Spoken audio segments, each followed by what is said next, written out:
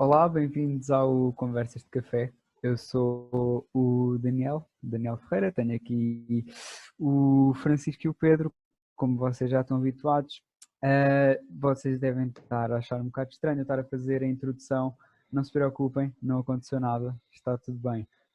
Nós agora vamos ter um formato novo aqui no programa, vamos estar, digamos, mais descontraídos e em vez de termos um moderador, digamos que vamos ser os três a falar e gostávamos também, se me permitem abrir um parênteses, que nos dessem algum feedback, algumas respostas a dizer se preferem este formato ou o outro e que fossem dar like no nosso canal de YouTube, mesmo que ouçam no Spotify, neste episódio, se vocês preferiram este formato, assim mais ou menos para nós sabermos e claro, aceitam sugestões como sempre.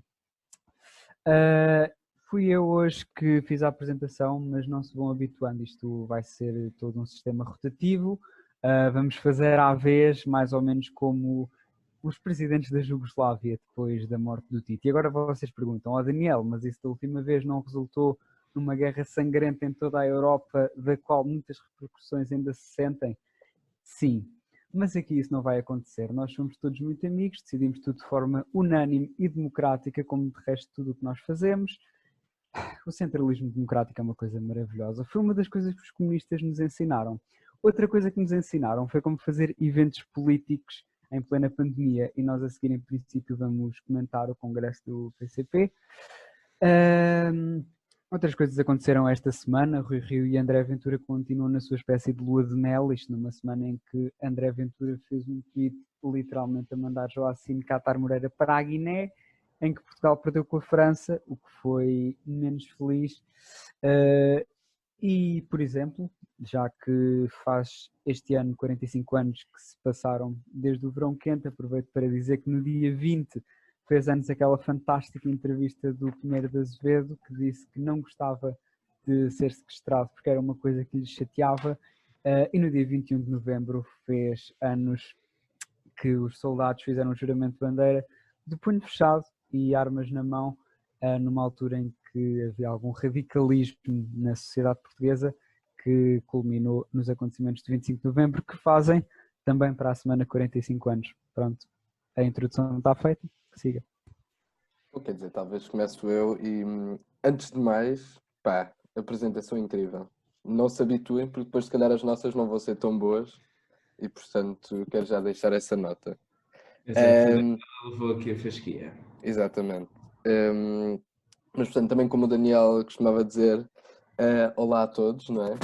E eu vou aproveitar nos vários temas que mandaste e queria só falar, curiosamente, também vi a coisa do Pinheiro de Azevedo hoje, revivi esse momento do sequestro, porque é que é sempre um dos grandes momentos da história de Portugal.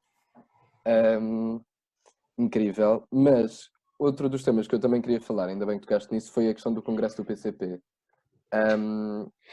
E eu acho que o Congresso do PCP se pode resumir em três grandes questões. Eu prometo vou ser sucinto. Veja lá, senhor advogado. Pronto, já está a mandar. Pronto. Eu vou mesmo ser sucinto desta vez. Eu acho que a primeira questão é percebermos, não é, se o governo pode ou não proibir o PCP de fazer o congresso. É no próximo fim de semana, não é, caro Daniel? Sim, 27, não é? Exatamente, no próximo. E portanto esta pergunta talvez eu vou responder por vocês, até porque se tiverem uma opinião diferente da minha, em princípio é porque tal como o Dr. Rui Rio não sabem ler. A segunda e a terceira questão prendem-se com, ok, portanto claramente como eu vou explicar a seguir que este programa também tem uma componente didática, o governo não pode fazer nada. A questão é se devia poder fazer, ou seja, se vocês acham que o governo deveria poder impedir uma reunião partidária como será o Congresso do PCP. E depois, por fim, se o Congresso do PCP é ou não, se o PCP tomou a decisão correta em fazer um congresso presencial com centenas de pessoas. Mas antes de responderem isso, vou só ser muito didático e muito rápido, prometo. Não, o governo não pode fazer nada, ao contrário do que o Dr. Rui Rio disse, por duas razões, por uma razão muito simples. Primeiro, porque a Lei 44 de 1986, que basicamente é o regime do estado de sítio e do estado de emergência, diz no seu artigo 2º Número 2, a linha E, claramente, e passo a citar, as reuniões dos órgãos estatuários dos partidos políticos, e acho que todos podemos concordar que o PCP é um partido político. Resta saber então se o Congresso é ou não um órgão estatuário, e diz-nos, Daniel Ferreira vai ficar orgulhoso, eu dei-me ao trabalho de ir ver os estatutos do PCP. Portanto, nunca digam que eu não Já se participo filiou? deste programa. Já se filiou? Não, ainda não, mas também só li até o 26º e cheira-me que ainda Tá só bem. vou a meio. E já leu demais.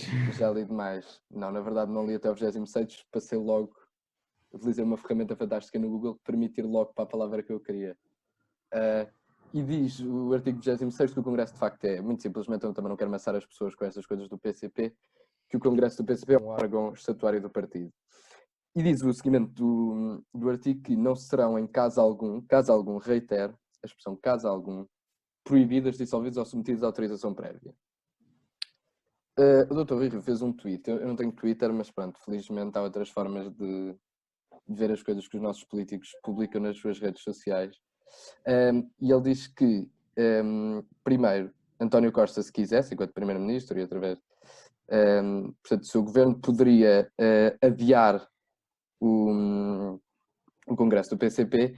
Eu não sei qual é a vossa interpretação de adiamentos, mas normalmente, por exemplo, vou dar um exemplo muito prático. Se eu dissesse aos meus pais, bom, olha, eu quero fazer um jantar cá em casa amanhã, e eles me dissessem, amanhã não pode, tem que ser na quarta, eles teoricamente estão-me a proibir de o fazer amanhã.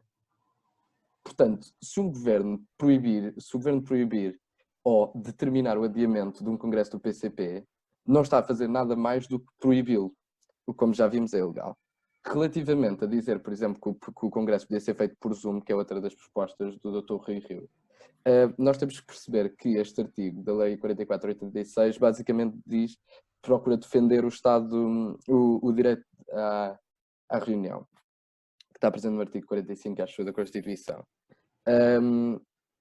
Como é óbvio que em lado nenhum está explícito, não é? Pronto, os partidos e as pessoas têm direito a fazerem as suas reuniões como quiserem. Óbvio, não é? Porque isso presume-se.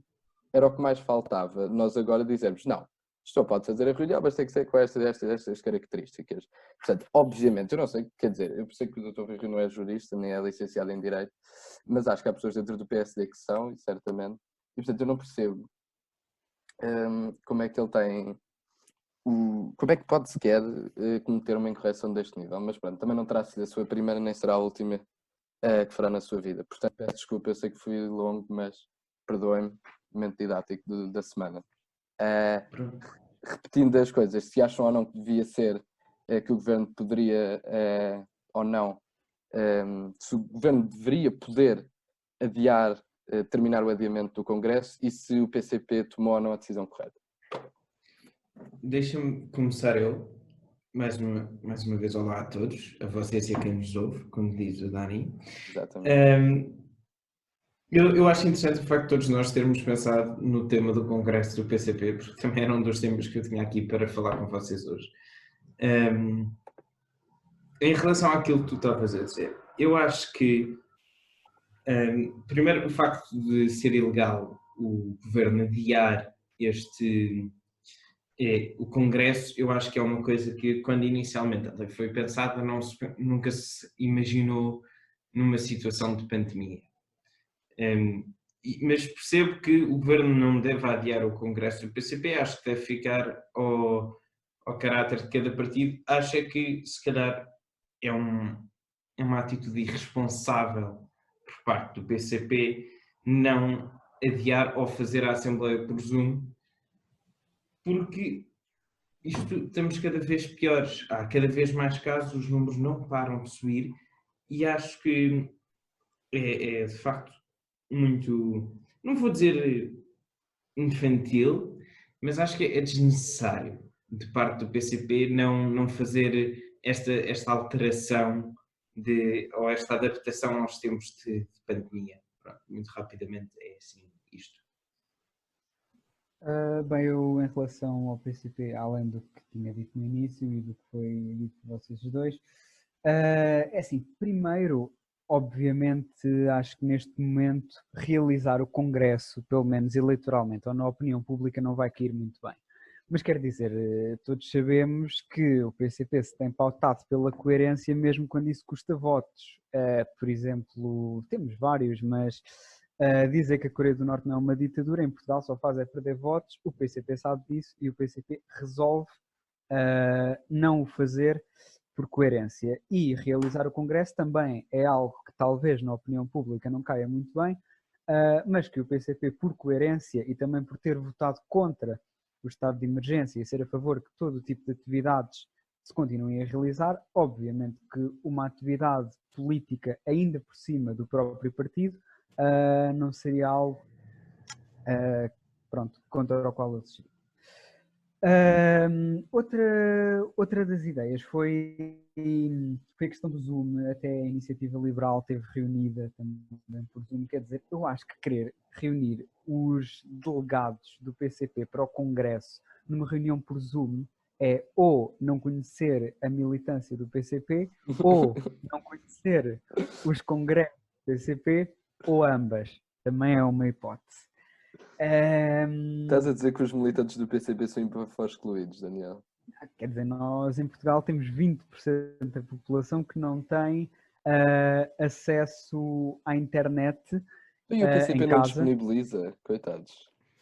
Não, Uma mas pessoa quer paga o dizer, dízimo e mesmo assim. se tiveres em conta que grande parte da militância do PCP está em zonas rurais, por exemplo, de Setúbal, de Évora e de Beja, e que desses 20% que não têm acesso à internet nas suas casas, grande parte tem mais de 55 anos, eu acho que podemos ter aqui alguns sinais, mas não só mesmo a própria natureza de um congresso do PCP. Penso que fazer aquilo por Zoom.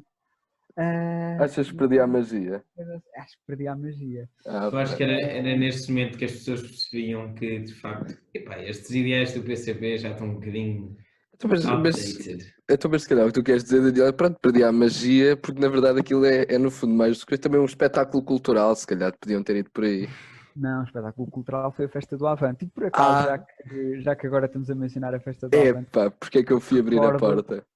Todo o alarido que houve na comunicação social, e quer dizer, os únicos casos, digamos, de doença ou de problemas de saúde com que os hospitais tiveram de se preocupar, penso que foram casos de psiquiatria por parte da maioria dos comentadores televisivos e não de Covid por causa da Festa do Avante. Essa piada já vinha preparada, estou a ver. Não, por acaso veio-me agora a agora. Mas tenho aqui outras preparadas que eu já vou dizer daqui a bocado. Eu pensava que ias dizer que na verdade tinham sido problemas com o consumo de drogas, mas afinal não, foi só os comentadores políticos. Quer dizer, também há os problemas com o consumo de drogas.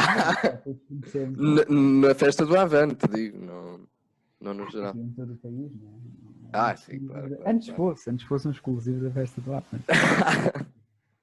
Claro. Mas já, Daniel, conclui lá a tua linha de pensamento. Eu já concluí a linha de pensamento. Olha, só para eu também poder concluir, depois acabei por não dizer, eu concordo com vocês na questão de se o PCV tomar uma decisão correta, politicamente, a ver, vamos. E eticamente acho que devia de facto ou ser adiado ou fazer-se de outra forma, também não era propriamente necessário fazer-se agora, mas também concordo contigo, Daniel, que fazer por Zoom é um bocadinho desconhecer também a questão em causa. Sobre a questão de se o governo devia ou não poder proibir reuniões de partidos políticos, eu acho que aqui também se entra noutra questão que é, nós numa questão de pandemia, é que a democracia de facto é confrontada e é posta em causa. Quer dizer, quando está tudo bem, quando nós estamos em momentos de paz, em que tudo corre bem, tudo se prospera, quer dizer, é muito fácil nós mantermos o regime em vigor e manter o status quo. É quando as coisas correm mal que nós temos que ter o cuidado não é? E a atenção de não nos limitarmos e de não regredirmos nas conquistas que já foram feitas. E, portanto, eu sinto que há muita vontade pela população portuguesa e muito facilmente aceitam ver as suas liberdades e as suas garantias e os seus direitos restringidos Como, Quer por dizer, exemplo, o 28 de maio também ocorreu pacificamente, não é? Nós em Portugal temos muito esse hábito de deixar as coisas acontecerem. É, não é? Portanto, por exemplo, agora, já quando foi, por exemplo, a coisa do Stay Away Covid, as pessoas só claro que sim, claro que como é óbvio, porque não um polícia andar a revistar o meu telemóvel, que isto é uma coisa perfeitamente aceitável. Quem nunca, não é? Nós estamos num Estado, pá, nem é democrático, nem um Estado de Direito, pá, não, eu acho que em princípio tudo bem, a polícia, pá, paute-me todo, faça favor. E agora é a mesma coisa, quer dizer, nós estamos genuinamente a considerar restringir o direito à reunião de um partido político. Quer dizer, eu acho que as pessoas não têm genuinamente noção, ou não têm ou não querem, ou preferem ignorar esse facto, que estas decisões causam precedentes portanto, tem que haver muito cuidado com as decisões que se tomam durante a pandemia, porque depois é muito fácil que elas depois se transmitam e passem para momentos pós-pandémicos. E agora ficou um silêncio constrangedor, que acho que Não, alguém eu queria pensava que Não, introduzir não. um tinha tema. outro tema, mas eu posso introduzir Exato. também, se Não, quiser. não, portanto, não queria ser sempre. Não, por favor, não sei se alguém quer. Agora é a parte em que malhamos na RTP, não é? Não, espera Também. aí, Já deixa-me, vai. só antes de malharmos na RTP, porque deixa-me pegar aqui só, há bocadinho estávamos a falar que a Festa do Avante é um evento cultural e deixa-me aproveitar só para falar na manifestação pelos eventos culturais que houve no sábado, dia 21. Eu queria só a vossa opinião sobre isso, porque é verdade que é um setor que emprega muita gente e que é um setor que, como muitos outros, está a sofrer muito como o setor da restauração devido à pandemia. E queria saber um bocadinho a vossa opinião sobre aquilo que aconteceu no sábado. Bom, posso começar eu, se faz favor. Por favor, Daniel. Com certeza. Bem, a manifestação por parte dos trabalhadores da área da cultura, quer dizer, compreende-se as razões, obviamente. A cultura nunca teve numa situação propriamente famosa em Portugal, mesmo desde 2014, 15, quando se começou a recuperar da crise. Continua a haver um subfinanciamento por parte do Estado, continua a haver muita precarização, enfim, todos aqueles problemas que nós já conhecemos. Mas esses problemas, obviamente, meio que estavam disfarçados, porque quando há crescimento económico nunca se notam muito essas lacunas. Agora, quando chegamos à altura da pandemia, em que todos os setores, não foi só o da cultura, evidentemente, foram afetados, os problemas que já existiam anteriormente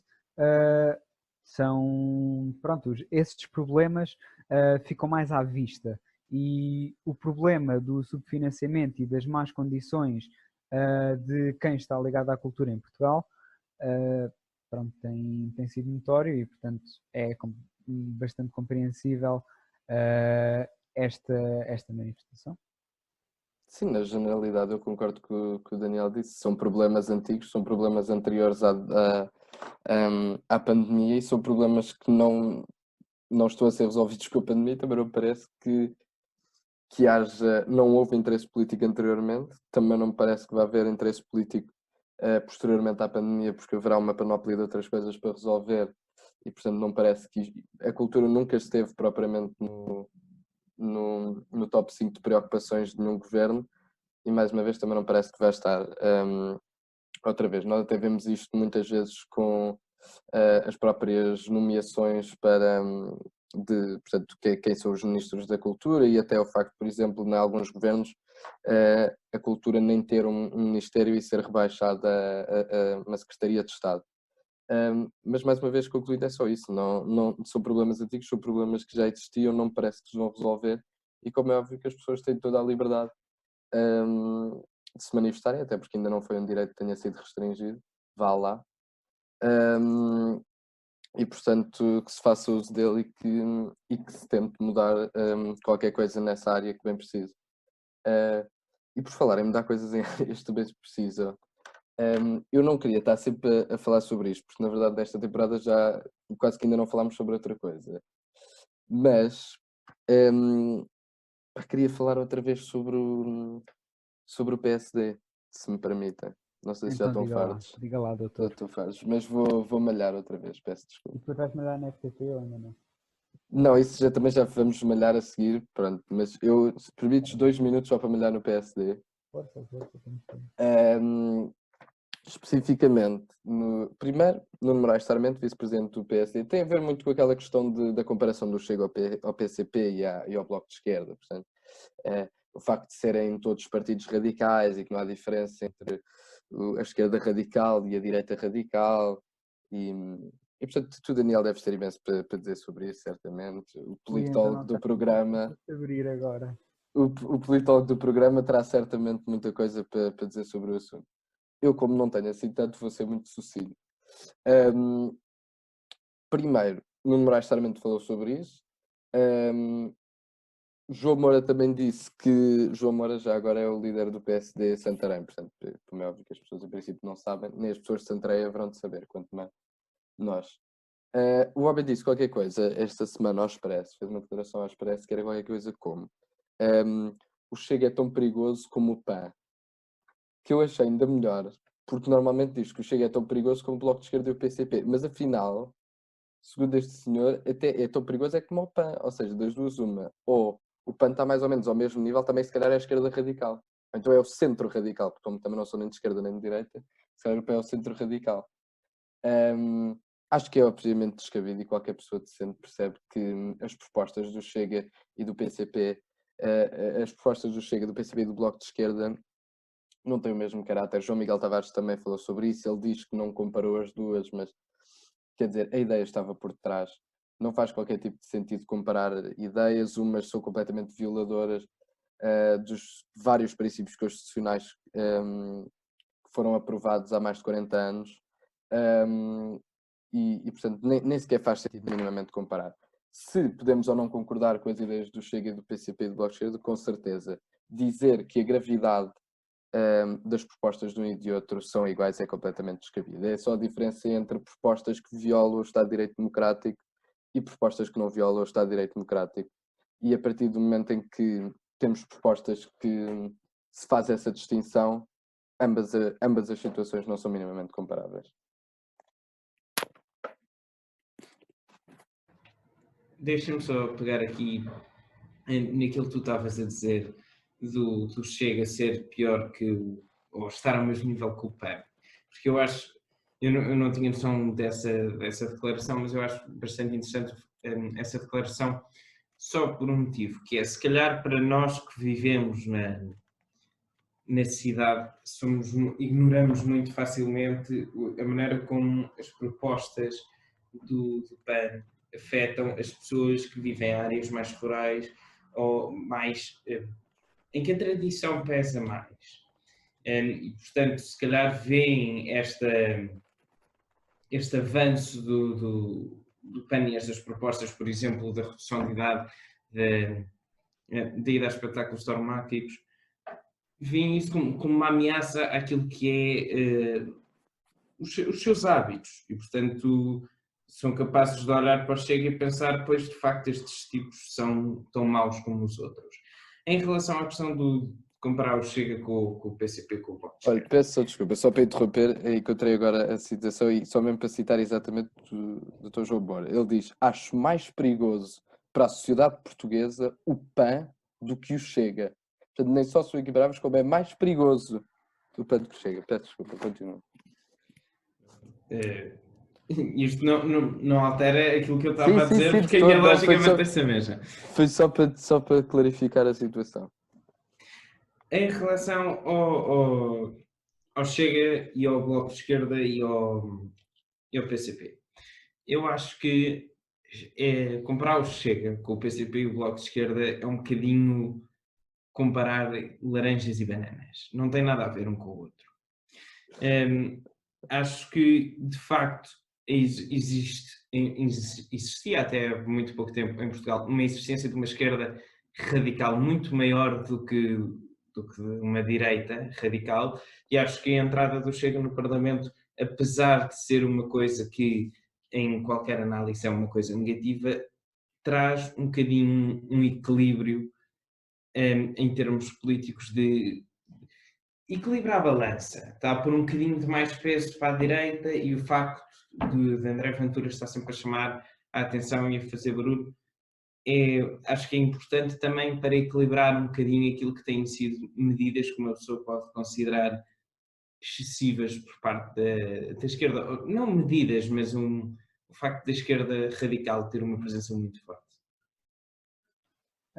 Bom, em primeiro lugar, e para não começar já aqui a dizer qual é toda a gente, em relação ao que o Francisco disse do PAN e de um perigo, não foi de um perigo, mas dos problemas que pode causar para as populações mais rurais, eu concordo plenamente. E também foi por isso que vi com alguma surpresa o facto do PAN ter conseguido eleger pessoas nos Açores, quando eles querem literalmente destruir aquilo que é o sustento dos açorianos. Mas adiante. É verdade que o PAN nas zonas rurais pode criar alguns anticorpos, precisamente pelas mesmas razões que supostamente criaria nos Açores. Agora, quanto à segunda parte, obviamente tenho que discordar.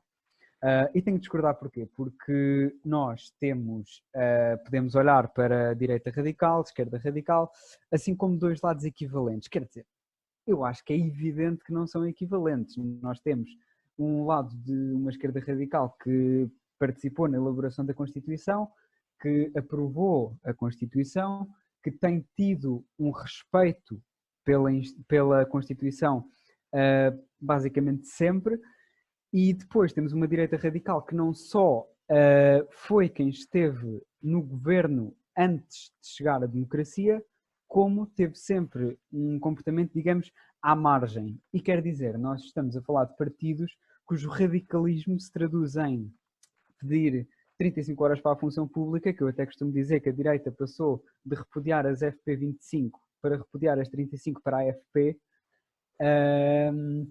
e outras coisas, por exemplo, algumas nacionalizações e talvez em política externa, por exemplo, a saída da NATO ou do euro.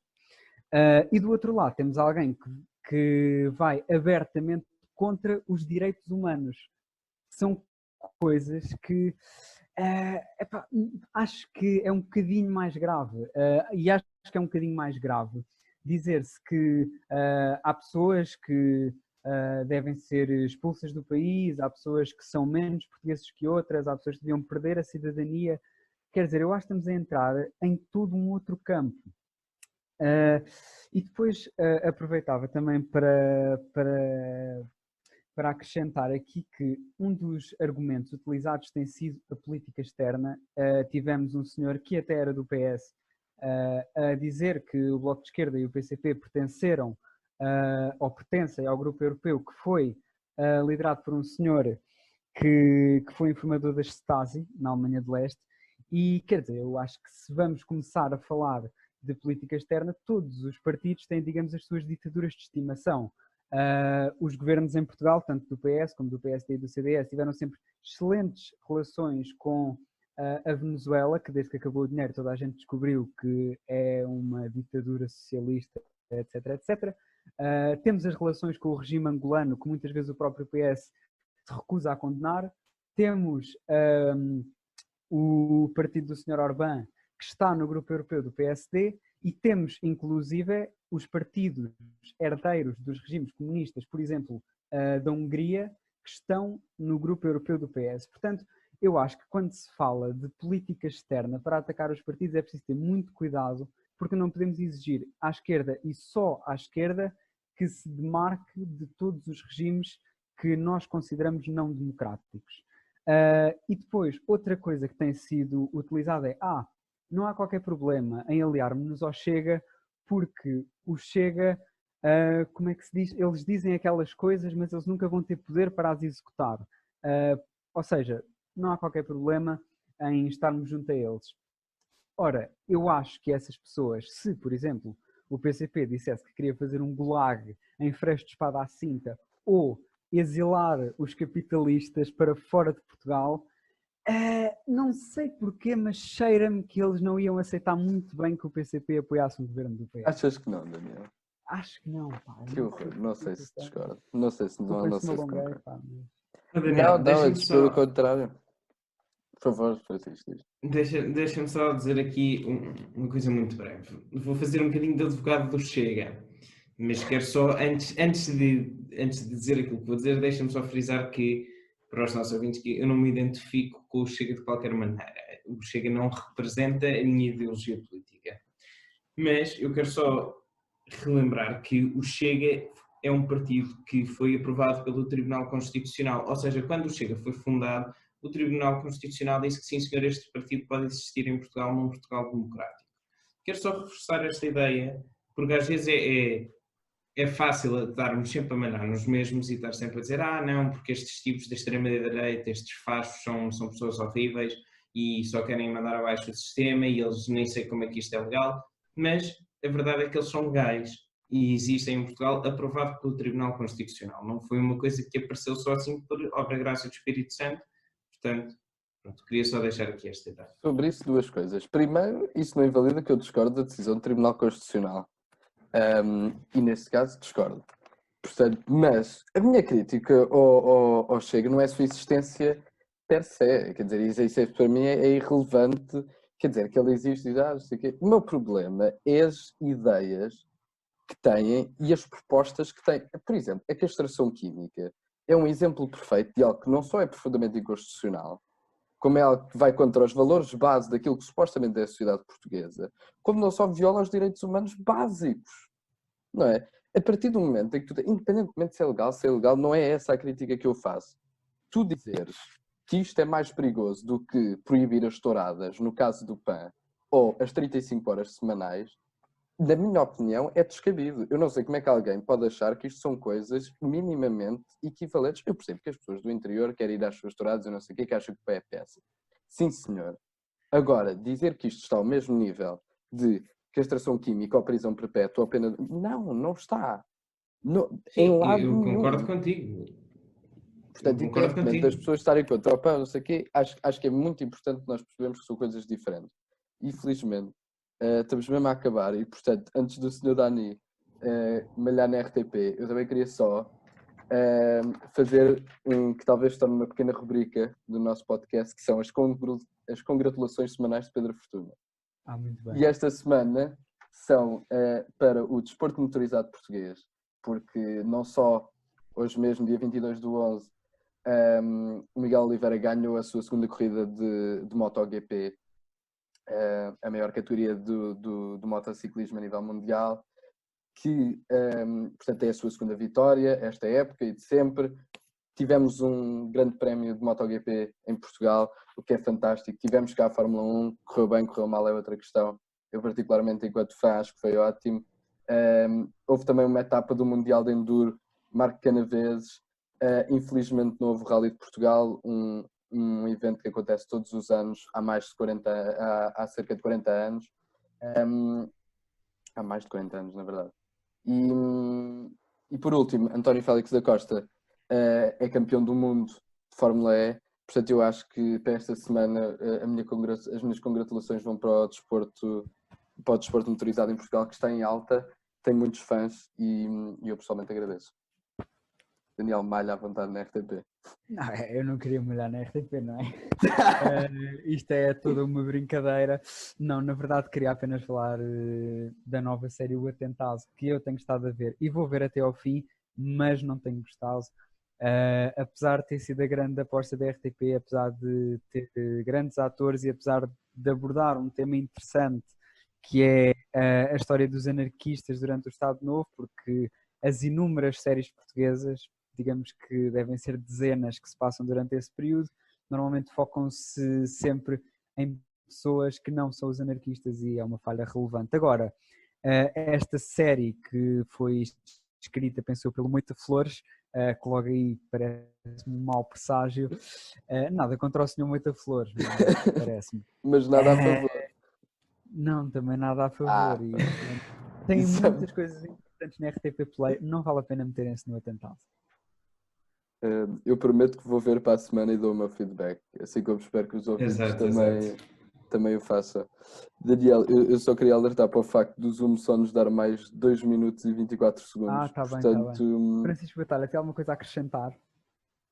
Não, eu ainda não explorei muito a ideia do RTP Play, mas agora tenho que ir ver o Atentado e ver se é tão mau como tu dizes. Pois é, Ei, isso não também tão tenho mal. imensa Mas é aquele curiosidade. também tem séries estrangeiras, pá, é giro. É giro. Mas pronto, é isso, Daniel. Portanto, se quiseres acabar. Está bem, olhem, já sabem, não se esqueçam dos conselhos que demos no início do vídeo, que vocês se calhar entretanto também ficaram entusiasmados com a conversa e esqueceram-se. Não se esqueçam de dar like neste vídeo no YouTube se gostaram mais deste formato e de mandarem mensagens a dizer que gostaram muito, que odiaram, que devíamos acabar com o programa, que devíamos continuar. Ou sugestões mesmo de temas para a próxima semana, mesmo que não tenham a ver com política, a gente comenta mesmo. Acho que ficamos por aqui. Até para a semana.